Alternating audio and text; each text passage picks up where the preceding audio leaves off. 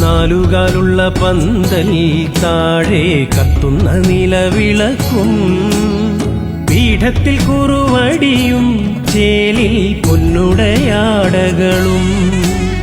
പൊന്നുണ്ണിമായ വരാൻ നോമ്പുമായി കോമരം കുളിക്കുറിയായി പൊന്നിന്റെ അരമണിക്കിലുക്കവും പൊന്നൊളി പരത്തി നിവ തൊഴുകൈ കൂപ്പി നിന്നടിയൻ പദമലരായി തീർന്നലിയാൻ ശങ്കരസൂനോ സങ്കടം തീർക്കും വിഷ്ണുമായ സ്വാമി